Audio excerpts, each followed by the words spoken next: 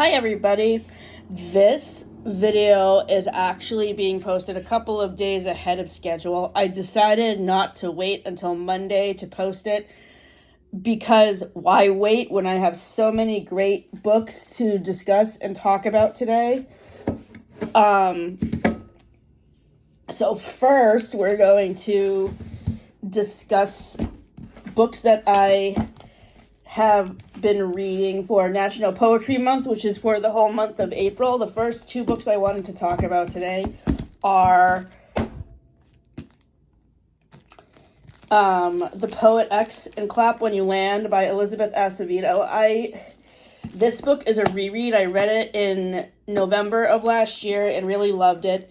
This book is, both of these books are both in verse, so it makes it really easy to read. In my reread of The Poet X, I am currently on page 123, and once I finish The Poet X, I will be reading Clap When You Land.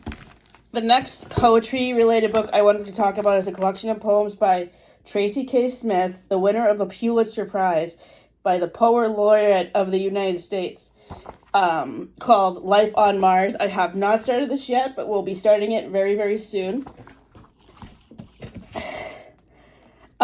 The next book I'm reading for National Poetry Month is Chicken Soup for the Mother's and Daughter's Soul. I'm sure you all are familiar with this series of books. It has been around since the 1990s. At least I think it has been, because I remember the first book in this series I was introduced to was Chicken Soup for the Teenage Soul, which I got for my 14th birthday. This book came out more recently. Let's see. It came out in this did not come out recently. It came out in 2002. So the Chicken Soup for the Soul books are on my Friends and Gilmore Girls TBR because they came out during the time that Friends was on. This particular book came out in 2002. Chicken Soup for the Teenage Soul was republished in an updated version in 2021. I just finished reading that one. Let's find a poem to read. In Your Eyes. In your eyes, Mom, I have always been the prettiest, the smartest, the funniest, the one with the potential to do anything. In your eyes, my failures are but practice for success, my weaknesses but strengths in the making, my mistakes but an opportunity to learn. In your eyes, I am the strongest and the softest. I am the shoulder the world can cry on and the rock it can lean on. In your eyes, I am the most creative and artistic. Every stick figure, the Mona Lisa. Every clay figure, David. In your eyes, I am the most loved and loving. Everybody's best friend, the perfect daughter, the perfect mother. I'm not a mother, but I can relate to the other part. The perfect wife, a beautiful person to know. And when I see myself reflected in your eyes, I see someone 10 times the person I'll ever be. I see you. And that poem is by Melissa Peck. Now, speaking of the Friends and Gilmore Girls TBR, here are some recent books that have been added to the list, or books I'm rereading. The first book is The Devil Wears Prada by Lauren Weisberger. This book was published in 2003, and the movie version stars Anne Hathaway and Meryl Streep, and it is coming out with a sequel next year, which I can't wait to see. So I can't wait to read this book again. I think I read it last year, if I'm not mistaken. And if I didn't read it last year, I'm excited to read for the first time. The next book is an essay collection called Consider the Lobster. I have not started this yet, and I will probably start it after I finish reading Chicken Soup for the Soul. I read essay collections and books like these as palate cleansers in between the other books I'm reading, so I don't put myself into a slump right away. And of course, I believe this is my 6th reread of this book, so yes, Friends, Lovers, and a Big Terrible Thing. Kathleen and I are buddy reading this, and we will be talking about it on WMPG on August 10th in honor of Matthew Perry's birthday on August 19th. And I'm very excited to be back on the radio again, discussing this book with Kathleen, discussing the movie 17 again, and I think I'm going to be sharing another fan fiction chapter too, but I haven't decided which one yet. The next book I'm reading is a book that I received for my birthday. No, this was for Christmas. I got this for Christmas last year from my mother-in-law. It is a memoir of a New York Times theater critic. And the reason why I asked for this was I figured knowledge from it could be gained for my own reviews for the entertainment blog in the remaining months it's going to be existing. The reason why I say existing is because Matt and I are thinking of discontinuing the blog in next winter, once Kathleen and I finish the Friends and Gilmore Girls TBR, because A, we need to focus on our job at Vertical Harvest, and B, reviewing the content that we have for the rest of the year. We notice that a lot of the stuff that we're reviewing is getting sort of repetitive. There are a few new TV show episodes being sprinkled in, such as Rugrats and Lizzie McGuire and stuff like that. But for the most part, we're going to be rewatching the same movies for September and October. So that's why we're deciding not to do the blog anymore. And it will be easier for us to do that because that way we can watch more things for fun and not have to worry about reviewing so many TV show episodes and movies. We will still be reviewing plays, but I think that's going to be the extent of the entertainment blog going forward into next year. But for the time being, we will still be reviewing our normal content, books, movies, TV shows, plays we go to see, and that's it. My next book is a reread of Lessons in Chemistry by Bonnie Garmus. This book is on my friend's TBR for September for back to school. I'm reading it ahead of time so I can get ahead of that TBR because I'm already way far ahead of the Gilmore Girls and Friends TBR I'm doing with Kathleen. In my reread of Lessons in Chemistry, I am on page 212. And this was a 5-star read when I first read it in 2023, so I am really glad to be reading it again. The next book is Say You'll Remember Me, Abby Jimenez's new release from a couple of weeks ago. It came out on April 1st, so I'm very excited to finally have it.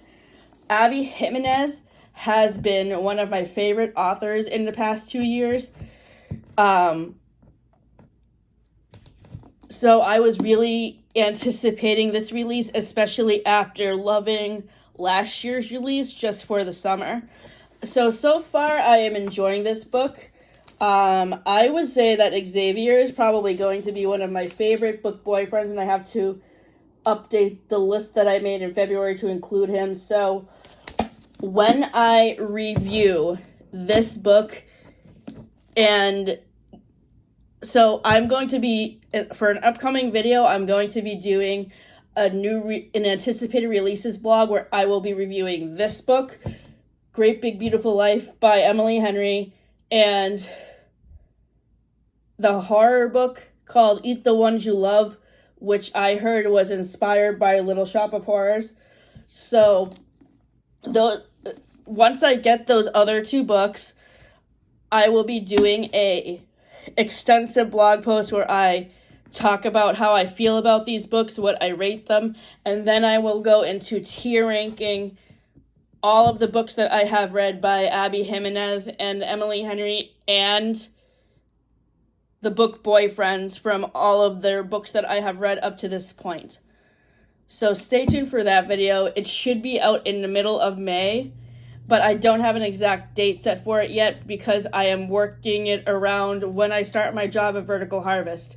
So that video will probably be out mid-May, beginning of June. The next book is the latest book that we're reading for book club for Reading the Rainbow at Print, and it is called Blackouts. The really cool aspect of this book is that it's mixed media. It has a lot of different things in it. I believe this is supposed to be a murder mystery, and when you read murder mysteries and thrillers, I think that mixed media makes it more fun and more enjoyable. So I am liking this book so far. I don't know what I'm going to rate it yet. I am on page 160. The next book that I wanted to talk about is Elfie, which is the prequel book to Wicked.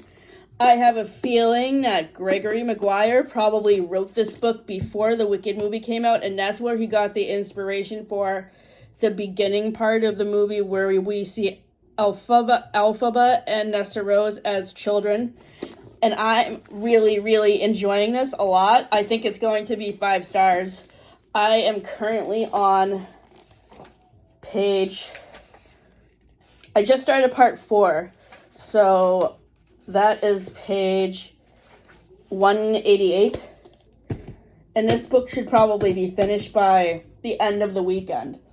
The next book is the book that I am reading for Books and Brews with Rachel Conrad at Oxbow Brewery. Our next meeting is a